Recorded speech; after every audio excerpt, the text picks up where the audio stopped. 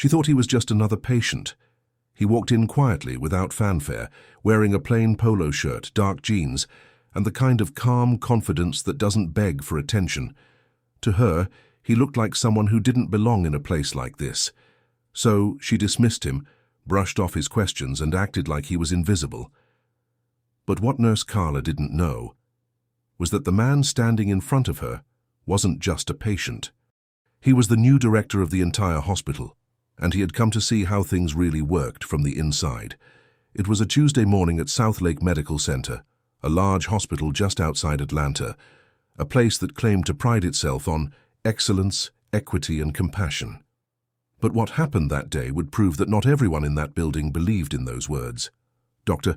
Marcus Bennett had just arrived in town after being appointed as the new hospital director, a position earned through years of hard work, discipline, and quiet leadership.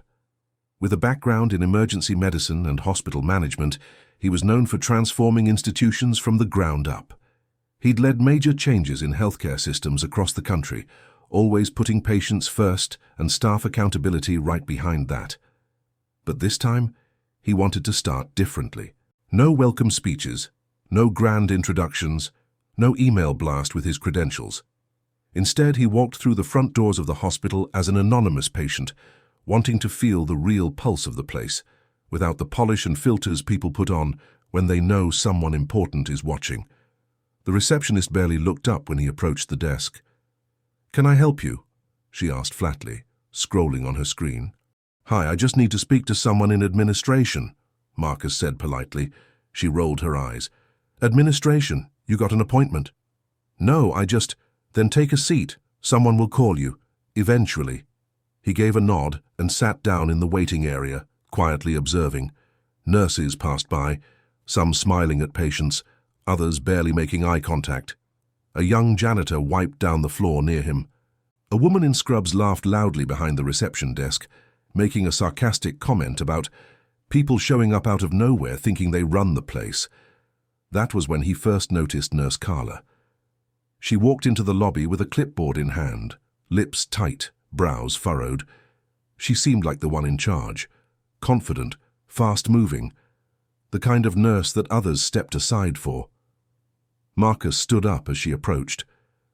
"Excuse me, I was wondering if you could help me," he started. She didn't slow down.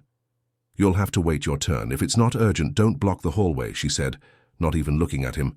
"I'm trying to get to administration." "Sir, this is a hospital, not a hotel. Please don't wander around." He paused, absorbing the tone. There was no curiosity, no kindness, just an assumption that he wasn't supposed to be there, that he was wasting time, that maybe, by the look of his skin or his clothes, he was beneath her attention. He nodded again and returned to his seat, while Carla moved on. Minutes later, she reappeared, calling out for Mr. Thompson. An elderly white man stood up, unsteady, and Marcus instinctively moved to help him. As he offered his arm, Carla turned sharply. "He doesn't need help," she snapped. "I got it." The man looked embarrassed. Marcus backed away. No thank you, no acknowledgement, just a cold shoulder. That wasn't the first red flag of the morning. Over the next hour, Marcus watched the dynamic in the lobby unfold like a poorly rehearsed play. Patients of color were spoken to with less patience. Immigrants were handled with irritation. The elderly waited longer than they should have, and none of it seemed accidental. It was a pattern, a culture. He made mental notes of everything. Faces, words, reactions. At one point, a mother with 2 small children approached the desk, struggling to translate her broken English. Carla leaned on the counter, visibly annoyed. "Ma'am, I need you to speak clearly. I can't help you if you don't know what you're saying," she said, loud enough for the whole room to hear. The woman's face flushed red. Her son tugged her hand, whispering something. Marcus stood up again, stepping in gently. "She's asking where to take her daughter for blood work. The pediatric lab's on the 2nd floor, left hallway." Carla blinked, caught off guard. "And how do you know that?" she asked suspiciously. Marcus smiled faintly. "Just something I read," she scoffed. "Well, next time let the staff handle it." Her words were sharp, like he'd crossed some invisible boundary. He didn't reply. He just nodded. Again. And that was Marcus Bennett's way. He listened. He observed. He gave people room to show who they really were. A few hours later, he quietly exited the lobby, took the elevator to the executive floor, and entered his new office for the first time. There, waiting for him, were two senior administrators, both eager to finally meet the man who'd been hired to clean house. They stood to greet him. "Dr. Bennett, welcome.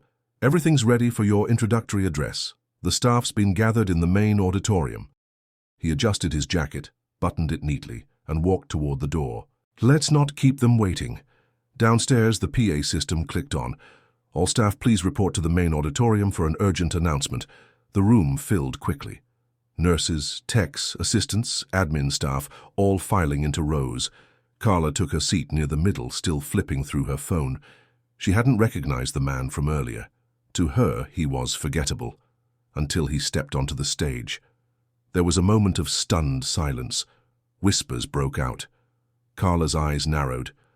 Her fingers froze on the screen. It was him. The man from the lobby. The man she had brushed off, dismissed, corrected, and humiliated, was now standing on stage, wearing a tailored blazer, holding the microphone, and looking out at every single face in that room. "Good afternoon," he said clearly. "My name is Dr. Marcus Bennett. I'm honored to serve as the new director of South Lake Medical Center." The silence deepened. Some nurses sat up straighter. A few staff members glanced nervously at each other. "In my first hours here," he continued, "I chose not to walk in as your superior. I chose to walk in as someone needing help, the way any patient might." He let that hang in the air. No one spoke. "And what I experienced," he said slowly, "was eye-opening." Carla sank into her chair, color draining from her face. "I watched how patients were spoken to, how assumptions were made, how dignity was optional." The room was still, not out of respect, out of discomfort. "I'm not here to make people feel small," Marcus said. "I'm here to raise the standard, for everyone. If you believe every patient deserves dignity, respect, and fairness, hit that subscribe button. This story isn't over yet."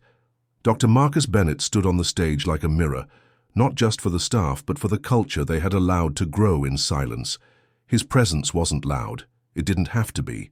The weight of his words spoke louder than anything else in that room. "I came to this hospital," he said, "because I believe it can be better, but belief means nothing without accountability." Some people shifted in their seats. A few tried to look away. Carla sat frozen, unable to make eye contact, her mind replaying every word she'd said to him that morning. Marcus scanned the room. "I met good people today, but I also saw fear, dismissal, judgment. I saw patients treated as problems instead of people." He paused. "And let me be clear, this isn't about one moment, or one nurse, or one department. It's about all of us. What we allow, what we ignore, what we excuse." The silence cracked under its own pressure. Then a quiet applause broke out, from a tech in the back, then another, until it rippled slowly forward. But not everyone clapped. Some felt exposed, others defensive. Carla didn't move. Marcus stepped away from the mic, walked off stage, and exited the room without another word. The meeting ended and the whispers began. By the next morning, change had already started. Quietly, strategically. Marcus requested access to all patient complaint logs, employee evaluations, shift records, and feedback forms from the past 18 months. He spent hours reviewing them, connecting dots. He didn't just want numbers. He wanted patterns. Behind closed doors, he held private one-on-one meetings with staff at every level. Doctors, nurses, custodians, interns. No hierarchy, no script. Just a question. What do you see here, and what needs to change? Some answered honestly, others didn't. But he listened to every word. Then came the new policies, a mandatory training series on implicit bias and patient-first communication, surprise evaluations based on real patient feedback, a new hotline for staff misconduct, anonymous, unfiltered, and answered directly by the executive team, and most importantly, a new cultural commitment statement posted in every department. Not just a mission on a wall, but a daily reminder of what Southlake Medical Center now stood for. Respect, equity, accountability. But not everyone welcomed the changes. Some staff complained the new environment was too strict, that Marcus was overreacting, that he didn't understand how things really worked. Carla? She stayed quiet through it all. On paper, she followed the new rules, smiled more, spoke softer, but inside, she was angry. Not because she had to be better, but because she got caught being worse. 2 weeks later, Marcus sent out a department-wide notice. An anonymous audit would begin soon. Staff wouldn't be warned in advance. Observers would shadow employees on rotation, blending in, watching how people really behaved when they thought no one was watching, just like he had. It sent a chill through the hallways. Then, on a rainy Thursday morning, it happened. Carla was walking through the pediatric wing when a janitor accidentally spilled his mop bucket near the hallway. Water splashed across the floor. A nurse almost slipped. Carla turned on him immediately. "What is wrong with you?" she barked. "Do you not know how to clean without creating a hazard?" The man apologized, quickly grabbing towels, clearly embarrassed. But Carla didn't stop. "This is what happens when we hire people without training," she said loudly. "We lower our standards." What she didn't know, what she couldn't have known, was that the woman standing 20 feet behind her, dressed in plain scrubs, holding a clipboard, was one of Marcus's observers, and she'd seen everything. The incident was reported. Not just for the rudeness, but for the clear prejudice in her words. Later that day, Carla was called into the director's office. She walked in, nervous but defensive. Marcus was seated behind his desk, calm as ever. "Have a seat," he said, motioning to the chair across from him. She sat, arms crossed. "There was an incident this morning," he began. "Pediatric wing, housekeeping staff. Do you remember it?" She hesitated. "I asked someone to clean up a spill, that's all." Marcus nodded slowly, then pressed play on a recording. A voice, hers, filled the room. "When we hire people without training, we lower our standards." Her face drained. When the audio stopped, the silence took over. "I gave this hospital a chance to start fresh," Marcus said. "To grow, but change doesn't happen when we fake it. It happens when we mean it." Carla tried to recover.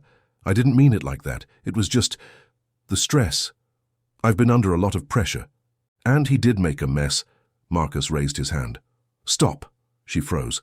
"This isn't about a mop bucket," he said. "This is about who you are when no one's watching, and what that tells every patient, every co-worker, and every child who walks through our doors." She sat in silence, realizing there was nothing left to say. "I'm placing you on administrative leave," he said, "effective immediately. During this time, you'll complete additional training. Depending on that, and future evaluations will determine whether there's still a place for you here." She stood up slowly. No argument, just quiet shame. Word spread fast, not because of the punishment, but because it meant something, that no one was above the new standard. Not even senior nurses, not even the ones who'd been there for years. And it wasn't just Carla. So over the following weeks, several staff were warned, coached, or let go. Not for perfection, but for persistent patterns of harm. But more importantly, something else started happening. Small things, real things. A nurse stopped to help a patient struggling with forms instead of walking past. An orderly shared his lunch with a homeless man who'd come in just for warmth. A young intern told her supervisor, "We treat people better now. I like that." Marcus never gave speeches after that first one. He didn't need to. He walked the halls daily, spoke with patients, thanked staff, remembered names, and every so often someone would ask, "You're the director, right? What made you come here?" And he'd smile and say, "To remind people that who you are matters more than who you think you're talking to." Because on that very first day in that crowded lobby, he'd seen something broken, and instead of turning away, he decided to stay and fix it from the inside out. Not with noise, not with power, but with truth.